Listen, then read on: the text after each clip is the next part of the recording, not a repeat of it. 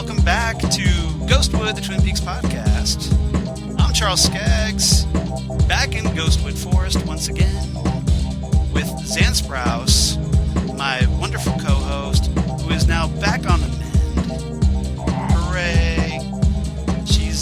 She's breathing again. She's not looking like the sick girl that I posted on our Ghostwood page, who's like exploding with bodily fluids, all My gross. uncle is coming to dinner! Why is this happening? I haven't seen him in 15 years! I wanted to get that MP3 of that woman going, why is this screaming? Why is this happening? I need to get that. But, yes, I had a severe sinus infection on top of an ear infection. So I was very, very sick and very out for the count with just a head full of infection. So I was full of something that, if you can believe it, was maybe worse than Garmonbozia. Garmonbozia. I didn't think there was such a thing as anything worse than Garmonbozia, but here we are. You asked for no creamed corn. Oh. Yes. Creamed corn, and creamed corn. So today, here at episode 46, we're going to talk about the Orchid's Curse. The Orchid's Curse, which sounds like a 1930s episode of Charlie Chan, doesn't it? Or it sounds like a really obscure Bela Lugosi movie that Mystery Science Theater riffed on. Oh, I wish. Especially during the first season on Comedy Central. Yes. Because back when they were doing stuff like The Corpse Vanishes and stuff, because that's when I got hooked on Mystery Science Theater. And everything was public domain and they didn't have to pay anything for it. Yes. And I got to watch Radar Men from the Moon, which I fell in love with. Oh. The serial with the pumpkin head, Oh, yeah. That's what right. The original Tom Servo voice. Yes. With J. Elvis Weinstein. Yes, thank you. Yes, he was Josh Weinstein back then, but that sounds too much like The Simpsons, so he changed it to J. Elvis. Right, exactly. So, we're going to talk about The Orchid's Curse, which of course aired back on October 27th, 1990. Way back when, almost 30 years ago now. Oh my, don't even start. Don't even say it. We already did the whole, oh my God, we're getting old thing before we started recording this. Yes, we did. All right. Written by Barry Pullman, so a rather unusual writer for Twin Peaks. Directed by Graham Clifford. Yes. So, who was the director of photography. Oh no, he wasn't the director of photography. He was editor. He was editor of the Rocky Horror Picture Show. Oh, I didn't know that. Yeah, he started out as a film editor. That's his background. Interesting. Yes, that is his background, yes. Because as you'll see when we watch the credits, Graham is spelled in a traditional sense. Yes, it's Graeme. Right. The very British spelling of Graham. Right. So if you go to the Rocky Horror Picture Show, you will see him referred to as Creamy Clifford. Yes, but yeah, he was an editor on that. Nice. The director, I was confused there. I got mixed up for a second. The director of photography on the Rocky Horror Picture Show was a gentleman named Peter Shashitsky, who was the director of photography of The Empire Strikes Back. So, many people from the Rocky... Your trivia is strong today. My trivia game is pretty strong. I have done nothing but lay in bed and watch movies for a week. So you've just been absorbing all this knowledge. Yes. And now here you are finally with an outlet. Here I am. I'm so excited to be back with you, Charles, and to be talking about Twin Peaks. I missed you so much. I missed you so much. These every other Thursdays, I know it sounds all cheesy and corny and whatnot, but I really look forward to them because I do too. It breaks up my week, and I get to talk to somebody I don't see very often. So that's right. Yeah. So, at least not in the three-dimensional world. Yeah, and I get to talk Twin Peaks with somebody. I know, it's perfect. Yep. So it's a fantastic thing we have going here. Exactly. So let's keep going with that. Let's do it. So this episode was the 5th episode of season 2, aka what did we decide? Episode 13, episode 12. Yeah. 12. AKA episode 12, the 13th episode. Introducing in this episode David L. Lander as Tim Pinkle. Who David L. Lander? Yes. Is amazing. Best known, of course, as playing Squiggy on Laverne and Shirley. Yes. Hello. He is a Squiggy on Laverne and Shirley, and Lenny, he went on. Lenny and the Squigtones. Lenny and the Squigtones, and he went on to be in another David Lynch project, which we all know I adore, On the Air. Yeah. So, which I actually watched back in the day live. Oh yeah, me too. I never recorded it, unfortunately, I really regret that I didn't. I was able to get 3 episodes, but that's about it. Yeah. But I want to show you something, Charles. Okay. You actually have Lenny and the Squigtones album. I do. That's epic. I absolutely do. I never realized they did an album like Bob and Doug did. They sure did, and guess who else did? And Laverne and Shirley sing. That's impressive. Yeah, and these are that's some serious vinyl there. Yeah, these are all just coming right out of my record collection, folks. She is, and she's got an awesome record collection. I do my best. Yeah, this is an interesting record because it is the first appearance.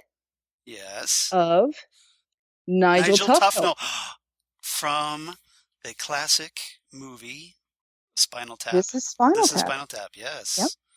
Nice. So that has Christopher Guest. It has Christopher Guest was a Squigtone. I did not know exactly. that. Yep. Wow. Isn't that great? So that's obviously where he met Michael McKean and probably helped develop the idea for Spinal Tap. Yeah, I don't know where they actually met each other, but yeah, I think this was the Lenny and the Squigtones. That's what planted the seed for This Is Spinal Tap. For This Is Spinal Tap. Yep. Wow. And then probably hooked up with Rob Reiner and. Yep. That's interesting. So. But yes, David Lander, and he has some sort of condition now, and I forget what it is, but so he doesn't do a lot of. Yeah, he was ill for a while. Yeah, he doesn't do a lot of acting in person, but he does a lot of voice acting. Yeah, but here, of course, he plays Tim Pinkle, the insurance gentleman that helps Bobby and Shelley get set up Leo with some rather dubious home health aid equipment for his paralysis. Yes. Yeah. Which is going to wind up costing Bobby and Shelley a little more than they planned. So Bobby and Shelley, don't like him as much as the brothers like Doppelganger Cooper, or not Doppelganger Cooper. Oh my God, why can't I think of his name? Dougie Jones. Oh, Dougie Jones. Yes. Yes. Yeah. So it's not the Lucky Insurance 7 insurance. Although that would have been awesome if it was the same company. That would have been amazing. Yes. So. But why can't I think of what the brothers are named? What are their names? Oh, Bradley and. What's their last name? We only talked about this for like 18 episodes. For like months. Yes. Yeah. You think we would know this? It's been a long day. You need in your head, you need 30-year-old trivia to be able to pull it back up. Yeah, exactly. If it was like 2 decades older, I would have it like no problem. But seriously, yes. Into it. Mitchum. Yes, the Mitchum brothers. Mitchum brothers. There, I got it. See, it took a little while. I had to dust off the cobwebs, but I got there. Andy, where's my Bloody Mary? Exactly. I got there. All right. We also have, of course, the return of the mysterious Fumio Yamaguchi as Mr. Tajimura. Yes. Royal Dano as Judge Clinton Sternwood, his last episode. Oh, right. As well as Claire Stansfield as Sid, his assistant. Mm-hmm. And, of course, Lenny Von Dolan as Harold Smith. Yay. And, boy, he has a rather big event that happens to him in this episode, which we'll talk about, of course. Damn it, Donna. Donna. And we can talk more, of course, about what a horrible, horrible person Donna Hayward is. Good. I'm excited. Yeah, I figured you'd be all over that. Of course, Michael Parks, Chris Mulkey, and Victoria Catlin's Blackie, and all kinds of people. All right, so let's get talking the episode. So, everybody, we are, of course, queued up at our favorite 1 minute 31 spot. And hold on a minute here. A slight technical difficulty because, of course, I know, technology, you suck sometimes. All right, why did you make me depend on you and then stop working? All right. So here we go. Okay. So now I'm all queued up again. All right. So everybody, we're paused at the 1 minute 31 spot. I am. And everybody ready? Okay, so we'll count down. If you want to sync right along with us and watch. So count down in 3, 2, 1, doink. Boom. The beautiful morning here at the Great Northern We finally Hotel. get to see the parking lot.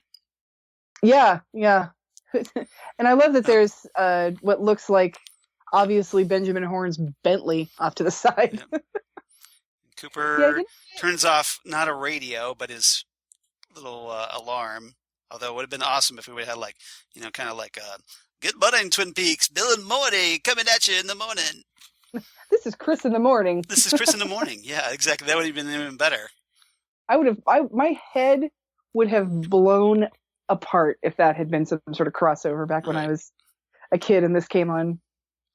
Oh, Cooper ate one of his earplugs and had a dream he was eating a giant gumdrop. I will say, I should keep a closer eye on my after dinner coffee consumption. Yeah, because everybody has hallucinations after drinking coffee, Cooper. Oh my goodness. But I will say, I usually think Cooper's very much on the ball. Right. But I don't know if he should be sleeping with his gun so close to his bed, like his alarm clock. Right. What if he reached over for the wrong thing after having one of those trippy dreams he has? Well, at least it's before telephones, or not telephones, not before telephones, before cell phones. Yep. So he's not going to accidentally pick it up and see how it looks like. So he's doing yoga, he's ready for his downward demon dog. Yes. Did you see how Graham Clifford's name was? It looked like Creamy. I did. Oh, did we finally look at what we've forgotten? You know that note that everybody's been waiting for you to find because you couldn't be bothered? Yeah, seriously. Are you going to figure this out finally? Yeah. Diane, I think something is really freaking important and I need to open it now before I talk to you. My special agent, that might be for me. Yeah, and we are missing someone. I've gone north. Jack may have the answer. Love, Audrey. I've gone north. Love, Superman. Yep. Can anybody in this town just write a straightforward note that isn't cryptic or vague? Just say, I've gone to the One-Eyed Jack's. Go look for me there. Yeah, exactly. That's all you have to say. Because I think there is that sort of teenage desire to be overly dramatic for and mysterious. Yeah. No purpose. The drama. 2 retired school teachers, and they have no memory of a gray-haired man. I wonder what their name is. Cam Milty, I have to go pee right now. Yes, I really have to urinate. Yes, I really have to urinate. Again, who in this office is eating that many donuts? Apparently it's Harry. I think maybe. Because the way he keeps scarfing these things down. Yeah. If you look at that big old plate right behind him. They put the plate out there to test your guilt. And all those boxes just stacked up in the corner. If you don't eat the donuts, then you're guilty. I ate the whole plate. That's the discard pile. Oh yes, Lucy is. Yeah, she's going to go visit her sister Gwen, who just had a baby. Mm-hmm. Lucy's feeling very unneeded right now. Yep. And Harry's kind of hurrying her out the door, we got it, we're cool. Right. It's Please good. Stop talking about. Yes, just shut up. Child.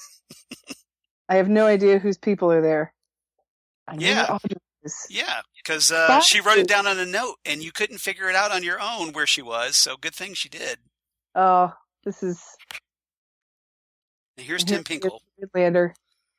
And this just looks like some sort of torture device. Yeah, it's like this old, I want to say 1920s harness to raise somebody out of a really old-looking wheelchair. Well, it's a creepy, antique, changeling-looking wheelchair. So yes. It's kind of like the kind that maybe somebody in an Orson Welles movie tooled around in back in the day. Or like Mr. Potter's wheelchair in It's a Wonderful Life. Mr. Potter's wheelchair, yes. That's what it looks like. Joseph Cotton probably sat in something exactly like that when he was in Citizen Kane. Yeah. Looks like this thing's hooked up to a old carburetor. Yeah, totally made out of found parts. Probably got him from Big Ed's gas farm. That'd be so much funnier if it was Leo in the harness. It would be. Just Bobby trying to get Pinkle's attention by snapping his fingers around his head. yeah, Bobby's very Yeah. So remind me again why Obamacare was a bad thing. I can't Okay. because it wasn't. So, that's that's like a diet like gourmet drink. That's kind of impressive. Oh, this wallpaper. What in the world is going on in this place? Well, they were renovating, so maybe hopefully they're taking it down instead of putting it up. This is one of those houses that's being renovated for the last 18 years, probably. Yeah. Well, because Leo's busy doing drug deals. He's got things on his plate. He's got things, and he's got to go to Butte. Right. And Pinkle's figured it out. Pinkle took care of it. Oh my goodness. They're just gonna leave Pinkle on the ceiling and go make out. Yep. But yeah, so we've totally forgotten about you, Slam. Yep. This is and again, I would not have a problem with this happening to Leo. No. Frankly. Although it needs to be, if it was Leo, it needs to be faster and more painful. Faster and harder, and knock him through the wall, Yep. and then, seriously. But this is all part of their insurance scam. Meanwhile, at the Roadhouse. Meanwhile, at Roadhouse Justice, Exactly. every afternoon at 4 and 4:30. Now just think, the Nine Inch Nails are going to play there in like 25 years. The 9 Inch Nails. The 9 Inch Nails. That same spot. So yeah, this is their courtroom, makeshift courtroom, because they don't have a courthouse. Because they don't have a courthouse. So they swept the sawdust out of the way. Well, at least they were considerate. It's probably that guy that like spends minutes sweeping the floor. Oh yeah, remember that guy from The Return? 20 minutes sweeping, to green onions. Yeah, exactly. Yeah, seriously. Oh, hey, speaking of this, have you been watching those Dr. Pepper commercials and Who Stole the Trophy? No, I have not. Oh, I'll have to. I thought I posted on our site, but if I have a trouble posting things to our site from my phone. I have to always be on my computer to do it. But yeah, because you have to be. The Facebook app is horrible. I try to bypass it whenever possible. Exactly. I go straight to the website. I don't use the app. I use the web version of it on my phone. Right. But even then, it's a hard time to post those things. But the latest installment of those Dr. Pepper commercials has Ray Wise. Oh, I didn't know that. That's cool. So here's Andy sketching Leland. Sketches like the back of his head.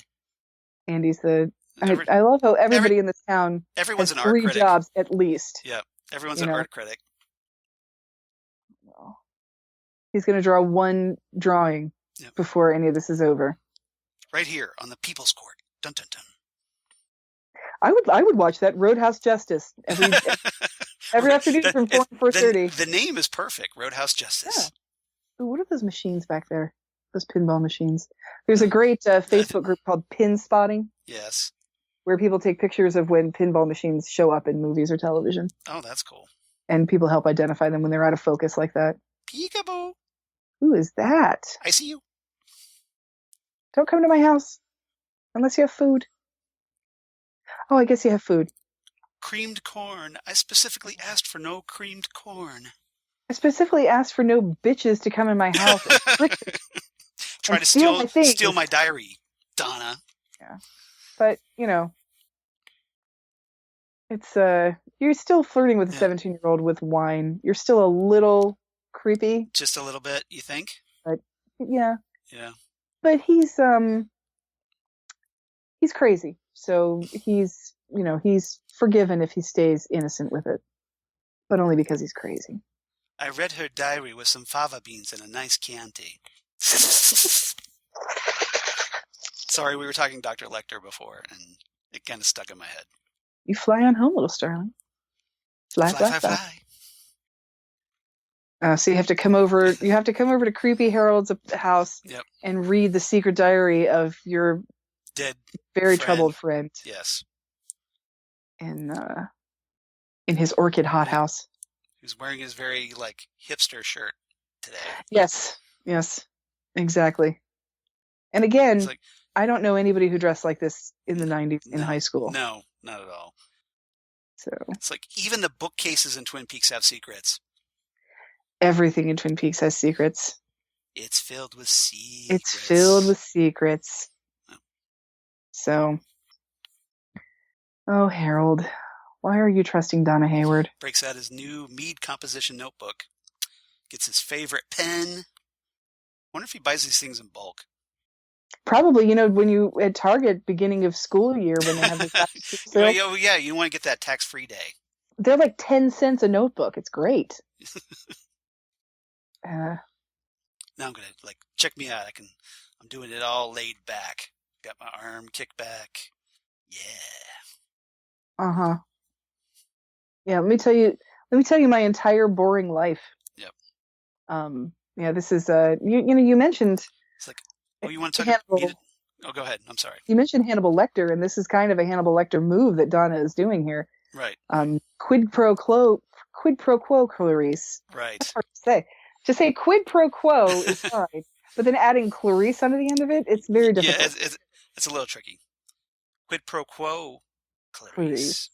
You have to pause. Yeah, exactly. So she tells him a little bit about herself in an attempt to get him to tell her a little bit about himself. You tell me things, I tell you things. And we'll both be filled with secrets together. My turn. See? Yeah. So now here's Donna's dick move. Donna's dick move. And this is why I don't like Donna. Because she steals an agoraphobe's his most favoritist treasure. Not even that. His precious. There's something, and goes outside. He takes a lot of pride in the fact that he's keeping his word to Laura. Right. And she is using his mental illness against him because she knows it makes him really vulnerable. Well, you know what I think she's doing here? I think she's trying to coax him out to try to get him over this, agoraphobia. Clueless that it's agoraphobia. First of all, she's being coy and annoying when she's doing it and bratty. Second of all, she's not a doctor. Well, let's keep in mind that, remember, she is a high school kid still. Yeah, you know what? So maybe don't play with fire like that and be a bitch about it. And of course he has a seizure. I know. It's like, it's too bad. Too bad Donna doesn't have to go to Leo Johnson's high school yearbook photo. To Roadhouse Justice. Most voted likely to abuse women and wear his hair back in a ponytail. I love how all of the lawyers have those the bolo tie, the old Colonel Sanders ties. Yeah, the judge has the bolo tie, but they have the Colonel Sanders. That's true, tie. but the attorneys and the prosecutor has the kind of Colonel Sanders Leo tie. Johnson's lack of brain activity. He suffered lots of brain loss. Well, now, to be fair, this was taken 2 years ago, so this is his normal brainwave pattern. Yeah, this was just part of his physical from 1987. He's normally this dumb. No, but you'd think his brain would be going crazy because he's constantly full of rage. Right. Yes. And this is basically a hearing about whether or not... His competency hearing. Yeah, and whether or not he should be allowed to be on the life support that he's on. Well, and also that if he's competent to stand trial for his crimes. Right. It is ridiculous to make him stand trial. Because you know what all he can say? New shoes. New shoes. New shoes. At this point, he can't even say that. Not yet. Nope. Yeah. Well, that's the thing. It's Leo Johnson is obviously in a prison of his own body. I don't think it's going to be that big of a problem that he's not in jail or going through due process just about right now. Well, that's kind of like the defense attorney's argument. Right. That apparently Sternberg goes along with. And I would agree, yeah. It's come on, guys, wrap this up. This is only an hour show. We got to move things along here. This is an hour show, and happy hour in the Roadhouse starts promptly at 3. So right. We're going to have to move out of here pretty quickly. So this brings a whole new meaning to the term sidebar. Mm-hmm. Yeah, sidebar to the side of the judges. To the side. Yeah. To the side. The bar to the side of the room. Exactly. Sidebar. Now, 2 Yukon black sucker punches, please. I want to know what's in that. I know what's in that. I looked it up. Tell me, what is in it? Okay, okay. So this is what I found online. I deliberately looked this up. 2 ounces of bourbon, I'm already with you. one 1 ounce of sweet vermouth, coffee infused.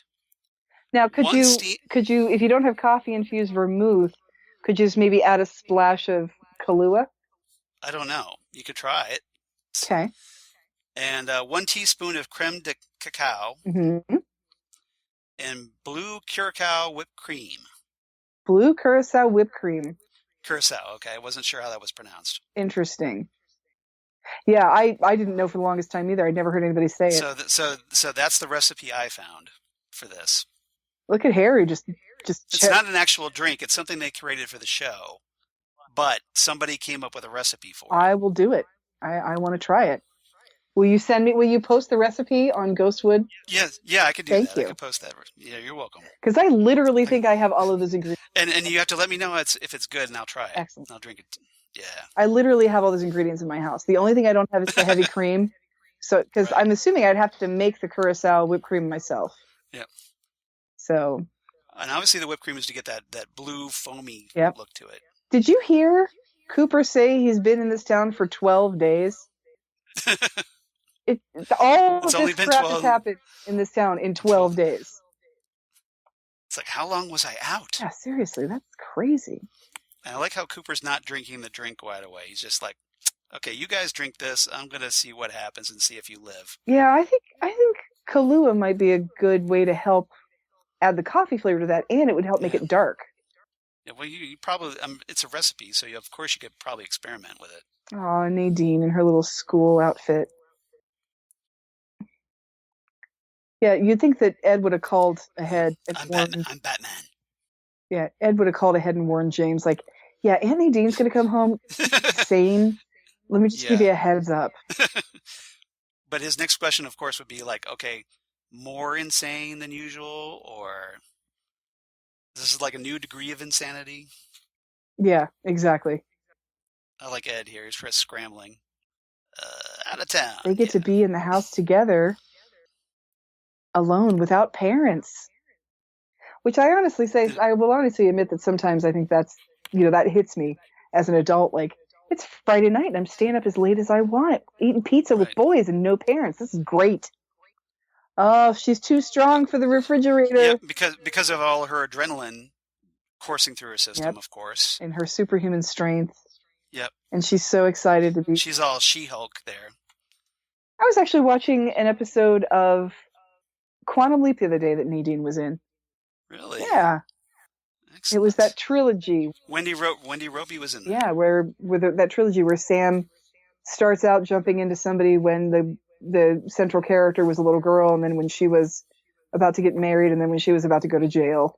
It was interesting. Oh, yeah, I didn't realize that was her. Yeah. Oh. Wow. Who's this mysterious character with this terrible accent and voice? Mr. Tojimura. Mr. Tojimura. Tojimura-san. Oh my gosh. Does he have boobs? He kind of looks like he has boobs. So apparently he's like trying to like put a down payment on the Ghostwood project. Yes, he's very Yep. So Tojimura wants to buy our podcast. Oh yeah, well, you know what? I'm all for it. That's fine with me. As long as the check clears, that's all I care. If the check clears, that's fine. Or if we can just, $5 million. $5 million. $1 million. Mr. Tojimura has very expensive taste. Why do they allow him to come in through the front door? Right. Seriously. He should like have an ankle bracelet on at least. Yeah, you know what? When Bobby Briggs is suspicious of your crap, right, you are up to no damn good. That says a lot. Cooper with his duck call. I love Cooper's. Yeah, of course it's an ancient Tibetan duck call that came to him in a dream. Yes, I just love Cooper's affinity for the little things and his ability to be so easily amused. Yeah, I think that's great. Well, maybe it gives him a little bit of a distraction. That's how he kind of takes the pressure off. I just think Cooper is he's a no nonsense. He's a simple guy. He doesn't need a lot of things. He's not a complicated ass like Ben Horne. He wants a simple life. He's like, seems like very cool with the idea of just like retiring to Twin Peaks, fishing, whatever. Mm-hmm. Yeah. He's very cool with the idea. Is on his belt buckle. Of course, he's seen a lot by this point. Yes, he has. Oh, it's his badge. That looked like some sort of large, fancy belt buckle. Keep waiting for Cooper to manspread. So am I. I've been waiting for that. I set you up for that. Thank you. Guess. I appreciate it. Well played. No problem. I kind of teed that one up for you. Is there anything creepier than a rundown, abandoned amusement park? Well, the Zoink Scoop. Yeah, we'll go. I'm pretty sure there isn't anything creepier than that. No. Because like a cemetery is kind of creepy, but it's supposed to be. But maybe it's just because I've seen Carnival of Souls too many times, but still. Yeah. Now I want this case back, okay? This is my only briefcase. I take this to work every day. Back off, man. I'm an FBI agent. What does that got to do with it? Back off. So we could call him and let him know Audrey's okay, I guess. No, I was just going back on the Ghostbusters riff with you. Oh, okay. Oh, I see what you're saying. Okay. Yep. You just did the assist, and I totally, missed that one. Yep. No, they're going to kill Cooper, dumbass. How long is it going to take you to figure this out? It's guess you should have specified with all the money inside the case. Oh, yeah, that's the thing. Remember, it's Hank. It's Hank, yeah. I was like, okay, all the money. It's like, crap, my cigar just set the check on fire. No! What? Wah, wah. Oh, that's a good day's work. Yeah, you're an ass. Well, obviously he's caring more about the money than his daughter. Yes. All right. So let's go over our secret plan. Here's how you're going to break into a crazy man's house and. So here we have Nancy Drew and. There's a doohickey. It's a very technical term. Exactly. So explain to me again why Donna just doesn't tell Sheriff Truman that Harold has the diary. Because like most teenagers, they think they know everything. And Donna thinks she's better than everybody else. Of course. And she probably put little red hearts on the floor plan. Yeah. I thought you liked this guy. I do, but I need to use his vulnerabilities to my advantage. I only break into the guys' houses that I really like. This is an interesting. And this is Jean Renault with the spring-loaded Derringer, blade, switchblade. Yep. The spring blade. That's that could go wrong on so many levels. Yeah, you would think. It's I'm going to go shake. Oh, well, here, let me shake your hand. Oh, sorry about that. Yeah, or just any sort of. If he's not holding his hand enough away from that. And I wouldn't forget about that when you go to the bathroom. Yeah. Well, and what if Cooper goes to go in for a handshake with his right hand? That's true. Then you're kind of screwed. More people are right-handed than left-handed. Maybe you figure he wouldn't find it as easily on his left hand. Perhaps. Maybe he wouldn't be expecting it to come from the left. His wrist, I should say. Yeah. Yep. Here's Nancy, the yodeling cowgirl. Oh, nice. That's her. Thank you. That's her talent for the Miss Twin Peaks contest. Yodeling. See, now. Honk, honk. You should pay your hookers enough to get them hosiery that doesn't have runs in it. Well, she's punk. See, and everybody's going to double-cross each other. It's like the Trump administration. Pretty much, yeah. Because they're going to try and kill Blackie and push her out of the business. Aw. Andy lost another fight with Post-its. He's trying to keep up with Lucy's job, and he's just not very good at it. Nope. Everything. He has problems with adhesives. Have you noticed this? He does. He cannot deal with tape, adhesives. Post-its. He's gone through okay, and here we are. Yeah. Yep. Speaking of adhesives. Yeah. I see what you did That there. was gross. I'm sorry, everybody. Only when there's a copy of Flesh World nearby. Oh, yeah. I want to write this all down. Somewhere's paper. Yeah, if only I could find something to write on. I love the woman on the phone just being really condescending and trying to okay, sir. Yes, very good, sir. Yep. I love him writing it out phonetically. It's like someone trying to brief Trump on a national security crisis. A whole damn town. I'm a whole damn town. So he can be the one that got Lucy pregnant. He's got the sperms. Yes. He's got the sperms. Oh, that is so cute. I'm a whole damn town. Give us a big woo. Yeah. And there you go. Harry just loves his staff. He's like, that's great, Andy. I love it. He's like, don't ask. You really don't want to know the answer. Even for Twin Peaks, this is bad. You don't want to know. Yep. Now, Cooper, of course, has the more meticulous plan. Everybody's drawing floor plans tonight. Everybody's got to figure out the best way to get in there. Probably no Little Red Hearts, I'm guessing. Oh, my gosh. When you go in there, Cooper, and you rescue Audrey and you take down this casino, will you please make them redecorate? You go in there like the fashion police.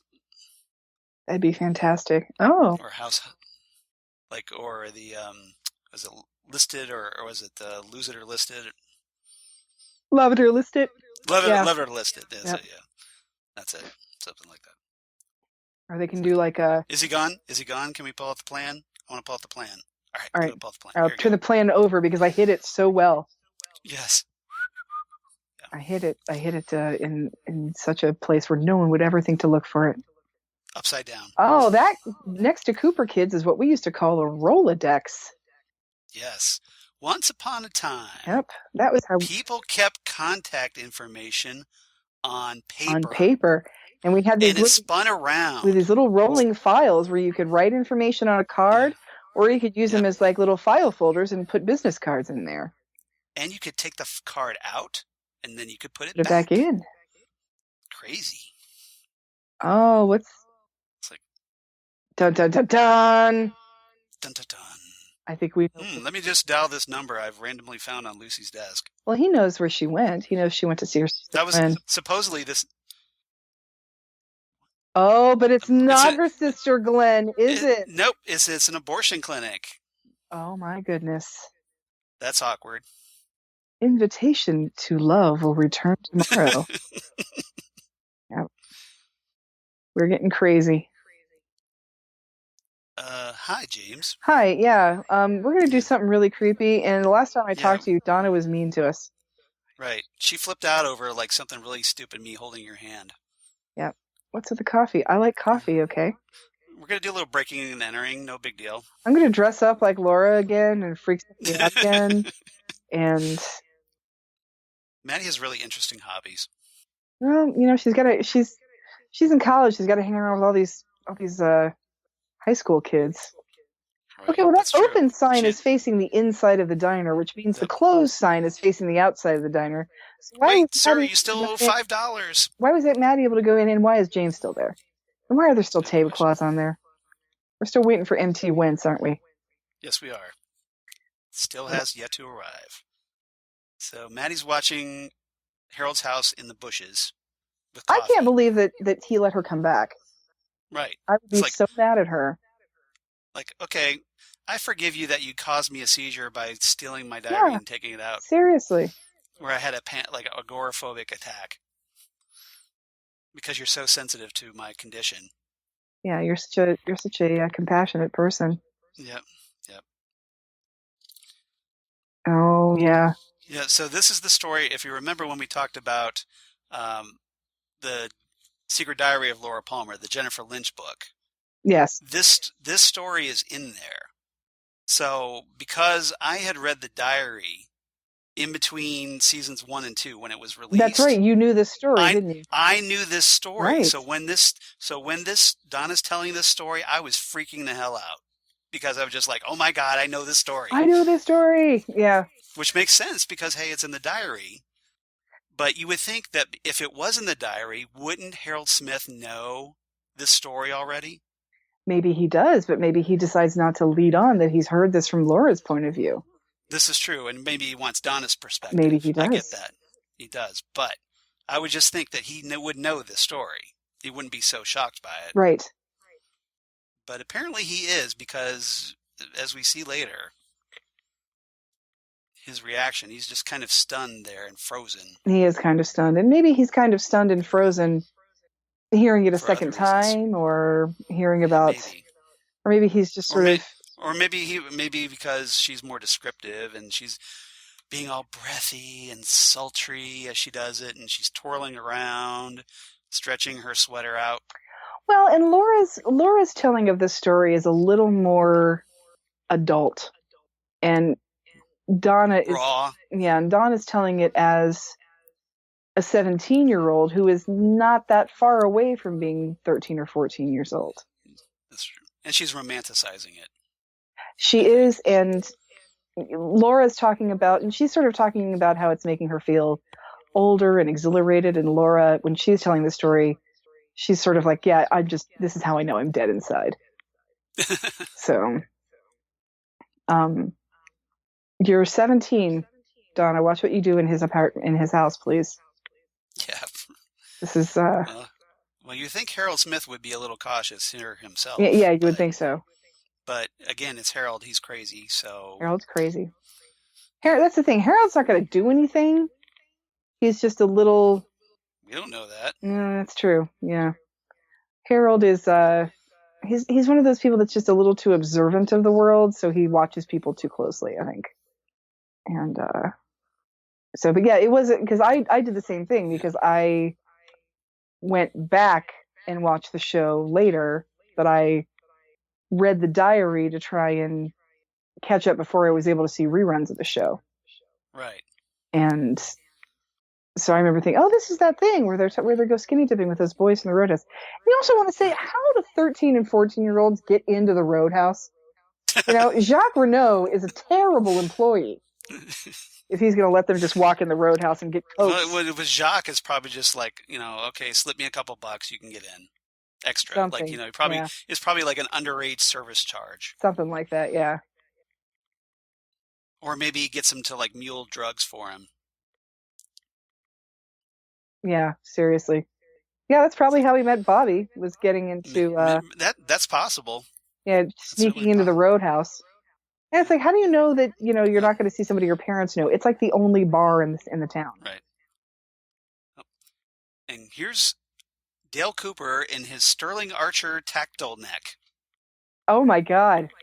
It's the tactile neck. It is the tactile neck. He's totally Sterling Archer here. Am I right? Well, what is your idea of anonymous sex? Phrasing. I don't know, bird masks? Respect the tactile neck. Harry, frankly, looks like Lindsey Buckingham. Oh, hi, Bob. Oh. Excellent mullets in this town. Yep. The owl, of course, is telling Cooper that I'm not what I seem. Mm-hmm. Okay, we're in. All right. Very smooth. Yeah, let's make more noise by banging like bad guys' heads on doors. Very quiet. Close the door. Nobody will notice. James Tiberian Baths. James Tiberian Baths. You like that one? I like that one. This looks like everybody's basement rec room where they put things on the stairs they mean to take downstairs later. Like, oh, I don't need the saw anymore. Just put it on the stairs. I'll take it when I go back down. Exactly. I don't want to take it up right just yet. Yeah, the saw and the hammer. They got to go in the basement, but nobody wants to go all the way down there just yet. Cooper's like, just act like you own the place. We own the place. Yeah, let's sneak into the brothel under cover of bright lights with a map and try and look around. Oh, hey, it's Willy Wonka, lickable wallpaper. Come with me and you'll see in a world of pure imagination. So is there some sort of thing where they know that they're going to dress like the girls too? They come in with their red tartan plaid, so they'll match the brothel. No, maybe there was now a memo. this looks like you're on the way to the bathroom in like a Slovenian family restaurant. Like, okay, it's around here somewhere. Yeah, they told me it's like by the kitchen, or is it by the fire exit? Yeah, this is your way to the bathroom at a restaurant that gives you applesauce and cottage cheese as side dish options. Worst wallpaper ever. Oh, this show is full of the worst wallpaper ever. It's a David Lynch trademark, apparently. Pretty much. Oh yeah, did I tell you It built a career on crappy wallpaper. During the 50% off sale of Criterion that Barnes & Noble had, I got The Art Life, David Lynch, The Art Life. Yeah. Fascinating. It's really good. I highly recommend it. I'll have to check that out. Yep. Coffee table size? No, it's Criterion. It's a documentary. Oh, I'm sorry. All right. Yeah. I was thinking like it was I heard bookstore, so like my brain went. Oh, that makes sense. Like, yeah. Sorry about that. Got a lot, and I'm like trying to watch and look up notes and all that stuff. So yeah. Doing too many things at once. I know. I'm too multitasking. Oh, I love his honesty. Yeah. What can she do for you that I can't? That's something new. It's like, well, there was this thing with a trapeze. Yeah. Something new, you old lady. Yeah. It's like everything that you don't. Pretty much. Oh, that's dirty. So I'm guessing this is the cursed orchid that was in the title. Yep. The Orchid's Curse. I think the Orchid's Curse is Donna Hayward. Probably. Yeah. It's certainly Xan's curse. Yeah, what she does to Harold and what she does to Dr. Jacoby bother me. This is not cool. No, it's not. It's basically Donna's into mind games. Have you noticed this? This is about as dirty as ABC had got. Think about what she did with James in the jail cell. Yes. So she's definitely into like mind effing. Very much so. Yeah. But yeah, looking at these orchid petals up close up is probably the dirtiest thing that had ever been on ABC up to this point. Probably. Yeah. This is 1990 after all. That is very true. Oh, Harold. Yeah. It's a bad idea, Harold. Zerbert.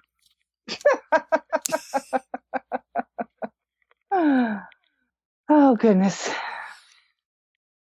Is Donna 18 yet? I don't remember. I don't know. She should be. Either way, this is a bad idea, Harold. Yeah. Donna, you taste like the tailpipe of a bus. I wouldn't kiss somebody who had screwed with my head like earlier that day. That was just mean. Right. Although, I'll save this for Lara Flynn Boyle. That's one hell of a head of hair.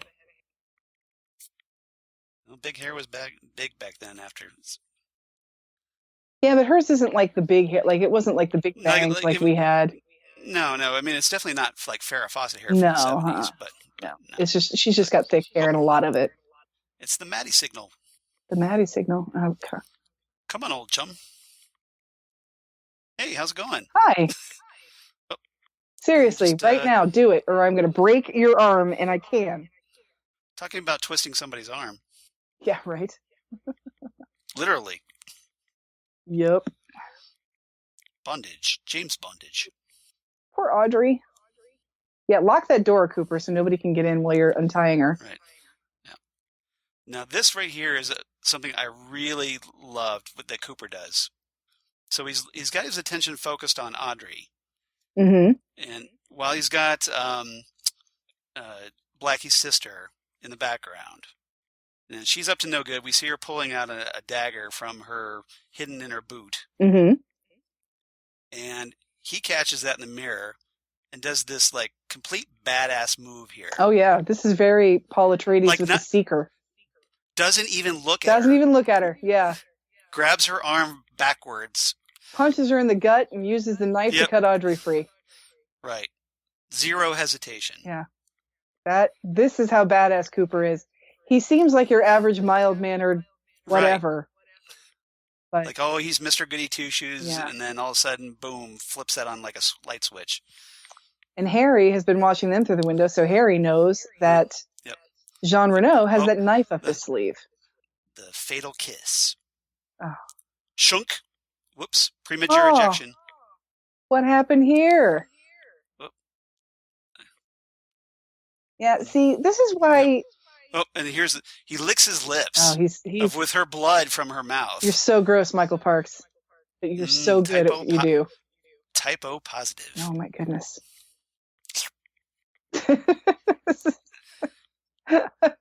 5. I'm 5 years old. I gotta say that him running through the hallway of a brothel with Audrey on his shoulder with saddle shoes on. Yes. I have one thing to say about that. Giggity. Yeah. It's very Quagmire kind of a move. All right.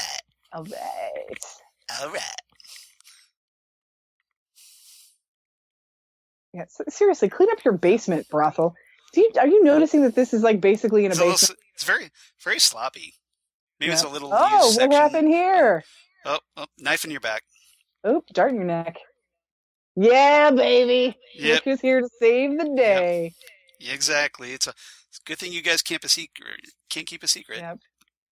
Right? Oh, no, These guys suck at secrets. That's a sexy, sexy man right there. Yeah. The hawk. Yeah. Oh, I'm too late. And apparently Hank gets really good cell reception in the woods. Yeah, pretty much. And especially in the 90s. I love how Hank is just like, I heard gunfire and I'm a wuss. Oh, Daryl Lodwick.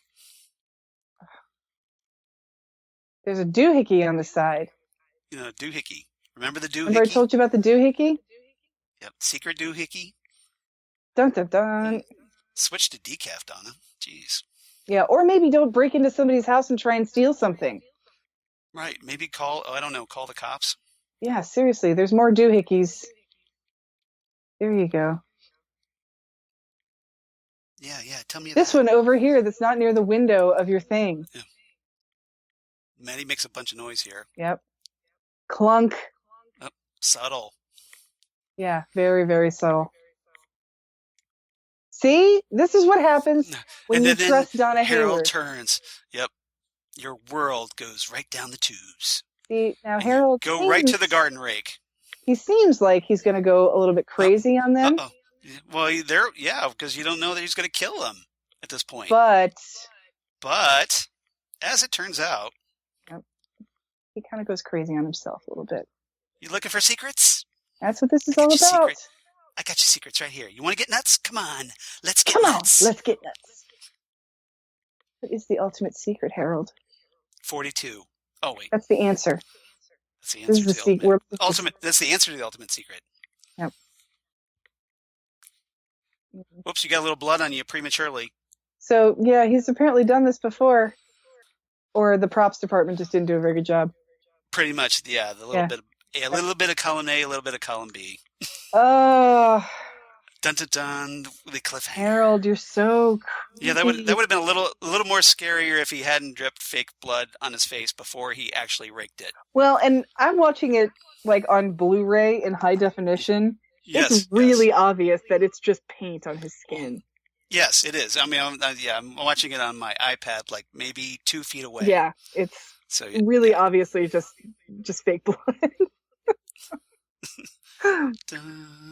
But yeah. So that's our episode. We got Audrey back. Yep. Which is awesome. So you were like, yes, finally. And Blackie's dead. Blackie's dead. Which is and like her sister Nancy is out for arrested. The count. Yes. Right. And maybe if we're lucky, Jean Renault is going to kill Hank Jennings, but we're not lucky. We're not that lucky, but that's okay. He eventually dies. Yeah, it eventually happens. In a novel, but hey. But at least it happens. Cooper did go across international boundaries. Right. Yeah. So there's going to be consequences. There's going to be some consequences. Some adorable, sexy lady consequences. Mm-hmm. In the form of Denise Bryson. I knew you were going there. David Duchovny. We got to wait for that. I may be wearing a dress, but I still put my pantyhose on one leg at a time. Nice. Yeah, so good. Very nice. Yep. I do. In the role that got him the X-Files. Is it really? Probably. That would be nice if it was. Yep. Because that's FBI, kind of a weird vibe going on. Yeah, that makes sense. Yep. Exactly. I would like to think it was this. Think about it. That was his most high-profile gig. I would rather it was Twin Peaks, and remember how hot Twin Peaks was. Yeah, I'd rather it be this than the Red Shoe Diaries. Yeah, probably. So. Yeah, but yeah. So we'll see what happens. Unfortunately, things don't turn out very well for Harold, as we'll find out next week or next time. No, but we'll talk about it. But so this is pretty much the last we see of Harold Smith. Yeah, and I'm blaming Donna for it. Well, understandable. Because that is a dick move. I think every time that I watch that episode, the more I agree with you. Mm-hmm. It's a dick move. I mean, she's horrible to him. Yeah, it's like, hi, you have a totally mental illness. I want something from you. I'm going to exploit your mental illness. It's not. You have totally persuaded me to your argument. And that's the thing. When she could have gotten on the phone with Agent Cooper and said, hi, there's this guy on Laura's Meals on Wheels route who has her secret diary. You know, get a search warrant and go do that. Because yes. The judge from Roadhouse Justice would... Right. Judge Sternwood is like, he's in town still, presumably. Judge Sternwood, weekdays. You can get the warrant. Yeah. Sid'll type it up as his clerk. Sid'll type it up, and they can go into Harold's apartment and in his house and say, hey, where's the diary? I'm not telling. And then Donna can say, it's in the doohickey. And they can get it, and they can figure out what's going on. But no, Donna wants to know all this stuff about Laura, all for herself, and all by herself, because she's so much smarter and better than everybody else. No, she wants to be Nancy Drew.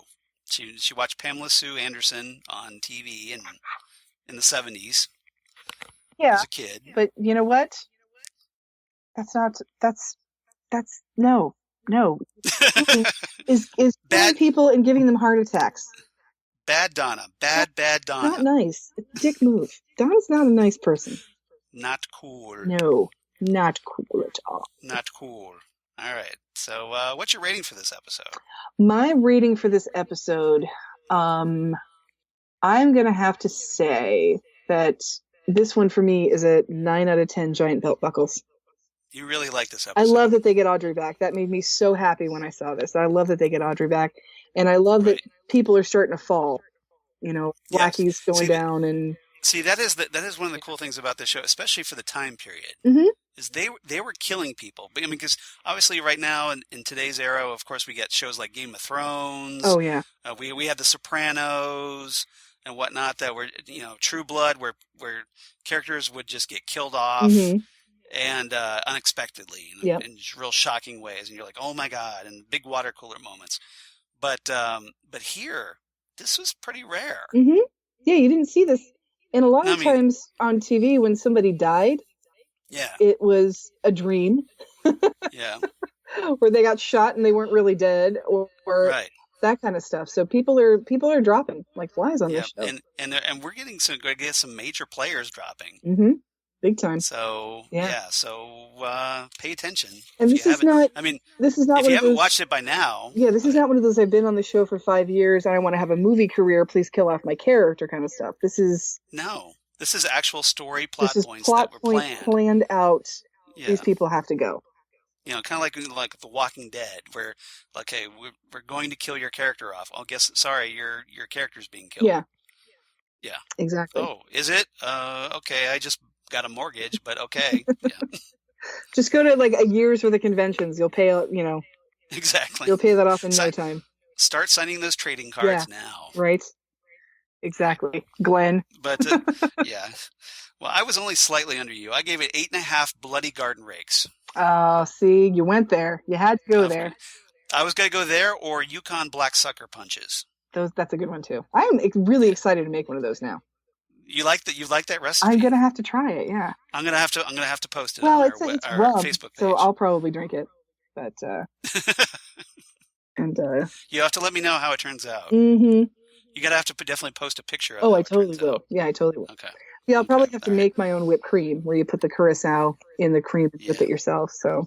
Yeah. So if you missed it, kind of rewind the episode back to when Sid was making the black sucker punches, and you can get the recipe. Nice. Otherwise, I will post it on our Facebook page. Excellent. All right. So next time on Ghostwood, of course, we're going to talk about the next episode, Demons, as we get even closer to finding out the identity of Laura Palmer. Laura Palmer's killer and the identity of this mysterious new investor from the East. Right. And, who's this Mr. Tojimura? Who's this other dude in town looking for Josie? And then... Jonathan, And then... Then we're going to get rewarded. Yes. Thomas Eckhart. David Warner's coming up soon. So, and of course, the Laura Palmer mystery is basically heading for the home stretch now. So, We should have, by my calculations, just 4 more episodes left in the storyline as we head toward our 50th episode of Ghostwood. 50th episode of Ghostwood. Check us out. We're going to have to start planning for this because 50th is kind of special. This will be awesome. That'll be coming up if we stay on our schedule. Stay on target. Stay on target. She's breaking up. No, well, if nobody gets sick again. But yeah, exactly. See, that's the issue right now. It's not so much like, well, there's the holidays and then there's our health, which Xana's went through what she's been recovering from. I'm just getting over bronchitis. Ain't nobody got time for that. No, nobody got time for the bronchitis, yo. But yeah, so I did my little course of antibiotics and prednisone steroids and all that good stuff. So I should be able to bench press a car, right? but no such luck. Where's my superpowers? Where are my superpowers? Darn it! And you know what? It's gonna be 2019 in like 2 weeks. Yes. Where are my flying cars? I still want my jetpack. Where's my jetpack? Seriously. Flying cars and jetpack. Warren Ellis was right. Where are they? Where the heck are they? It's not cool. I was led to believe by Ridley Scott that I would have this stuff by now. And Blade Runner lied to us. Blade Runner lied to us. Oh my goodness. You know what that means? It means in the year 2049, Las Vegas will still be there. Right. Because I'm sure that other movie's lying to us too. Yeah, Blade Runner 2049 lied to us too. Liars. Hashtag Blade Runner lies. Blade Runner liars. Yeah, I found that they make Funko makes Blade Runner 2049 figures. Yes, they've made them. Yeah, I had my eye on them. I'm gonna have to get those because I think they make Sapper, they make Love. They've got everybody. They even have like old Harrison Ford, Deckard, and they have Kang. Yep, and they have what was his face? Jared Leto's character. Oh, Wallace, Mr. Wallace. Yes, Wallace. Yeah, Wallace. Yeah. So. Yep. And Love, who is fantastic, one of the best. That ever. Actress is fantastic. Yeah, we could talk a whole episode about just Blade Runner 2049. I love that movie. Oh my God, the most beautiful movie I've seen in a long time. Yeah. All right, so yeah, we're going to talk about that. So if you have any thoughts about that or your own Yukon Black Sucker Punch recipes, let us know. Yeah, let us know. So if you can do that, you want to do that, you can drop us a line here at ghostwoodpodcast@gmail.com. Gmail. Ghostwoodpodcast@gmail.com, or you can drop us a line on Twitter at ghostwoodcast. Mm-hmm. And you can reach us on our Facebook page, Ghostwood, the Twin Peaks Podcast, where, again, I'll be posting the recipe I found for the Yukon Black Sucker Punch. And I will be posting my experiences drinking it. Yes.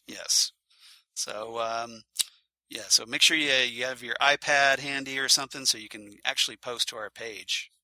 I'll do it on my actual computer. Yeah. Yeah, that will work. Yep. But, so please reach us there. So we'd love it if you could like and follow us. That obviously helps people find us, gets us a little more attention. And also go to iTunes and rate and review us, or Apple Podcasts.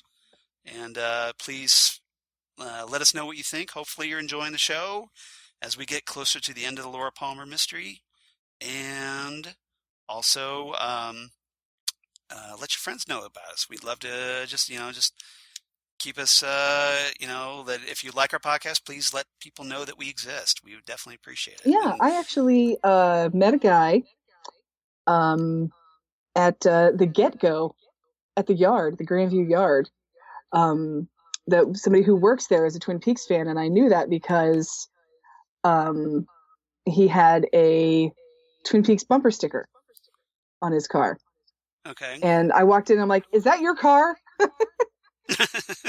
And so we talked about Twin Peaks for a while. Like, well, if you want to geek out like this, please listen to my podcast. So it's always fun to meet other Peaks freaks. Yes, exactly. So now real quick, I know that there was like this really interesting article that I found. I wanted to mention that apparently This was off of IO9. Oh, okay.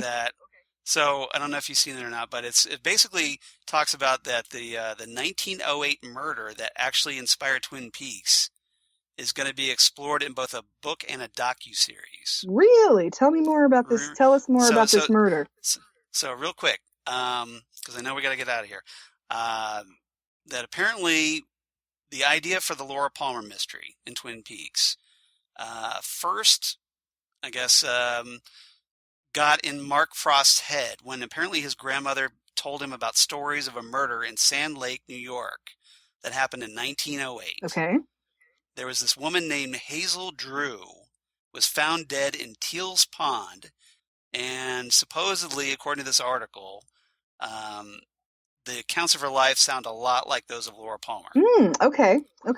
And according to the Wrap, which this article links to, apparently Hazel Drew's story has been investigated by writers David Bushman and Mark Givens for years. And apparently they've written a book that would be released by publisher Metabook, and it's called Blonde, Beautiful, and Dead. That sounds like Laura. And it features a foreword from Mark Frost, as well as an accompanying docuseries from Part 2 Pictures. I'll read it. Because apparently Part 2 Pictures has produced a number of documentaries, including Showtime's Darknet and Oprah Winfrey's Belief. So thought that was kind of interesting. So you may want to check that out. It's called, again, that book is called Blonde, Beautiful, and Dead by David Bushman and Mark Givens. That's Givens. All right. So if you want to check that out, I'm actually intrigued by that. I might actually we should read that and discuss it here. That would actually be a good, maybe that would be a good episode to do after the Laura Palmer mystery on Twin Peaks Book Club. Yeah, we get back to our Twin Peaks Book Club as we take a little break from the series. That might be something to check out. That's a good idea. I would like that. All right, so what I'll do is maybe I'll post the Wrap link on our Facebook page as well. Perfect. So I've got some homework. I've got homework apparently, but I thought I mentioned that. I thought it sounded really cool. So glad you thought so as well. Yeah, that sounds really interesting. Well, I'm a true crime fanatic, so. Oh yeah, there you go. I like all that kind of stuff. This is right up your alley then. So you got Twin Peaks and true crime. Yeah, I know. It's everything. It was I went to the dentist yesterday, and I hadn't been to the dentist in a while, so I had to have X-rays. And that's an interesting segue you just did. Well, my dentist was joking around, and he was talking about the X-rays, so we know what's going on, and identify the bodies. I was like, I've actually thought about that. I've thought to myself, like, I haven't been to the dentist in so long. What if something happens to me? Are they going to know it's me? But yeah, it was just kind of funny. That's adorable. Yeah. That's adorable. All right. So Xan, where can they reach you on the interwebs? Well, I'm on the Twitters and the Instagrams as Udinax19. Yeah, the very cool Udinax19. There hasn't been a lot going on over there because I haven't been doing a whole heck of a lot. So you've only been mostly dead as opposed to all dead. I'm just merely dead, not sincerely dead. So. Why is this happening? My uncle is coming for dinner.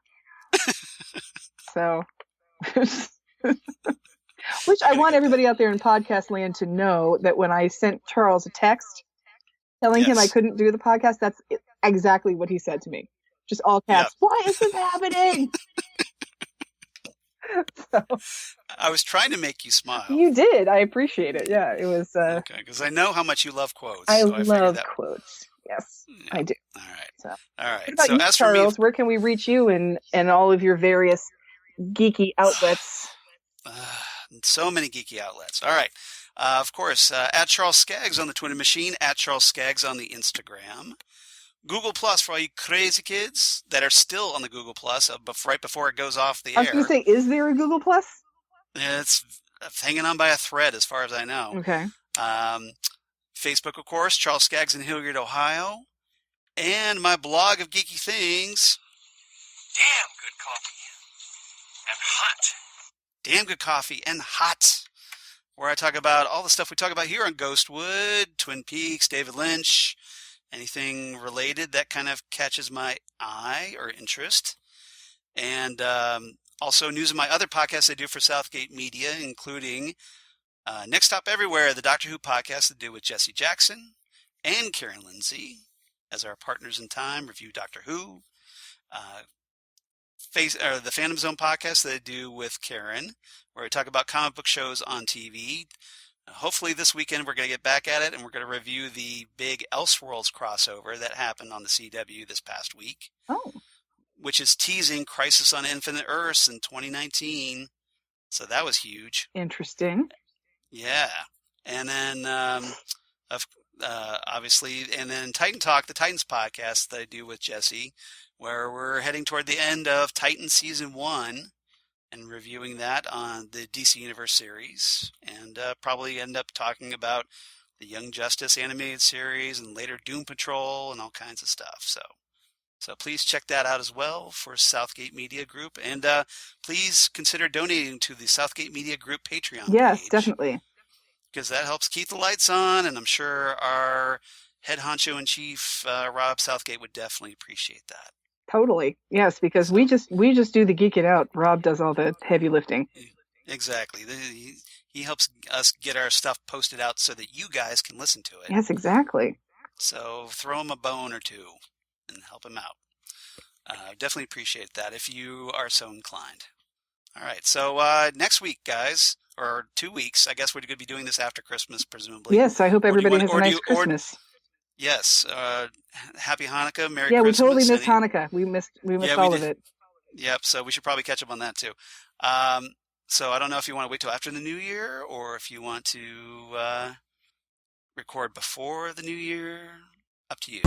Well, I don't mind recording after Christmas. That's fine with me. All right, we can do that after Christmas, before the New Year. Yep. All right, sounds good to me. Okay, we'll plan on that. So we'll try and get one last episode in before the end of the year. Otherwise, come on back. Demons, episode 6 of season 2. It's going to be good. And we'll see you next time right here on Ghostwood, the Twin Peaks podcast. Bye, everybody. Bye.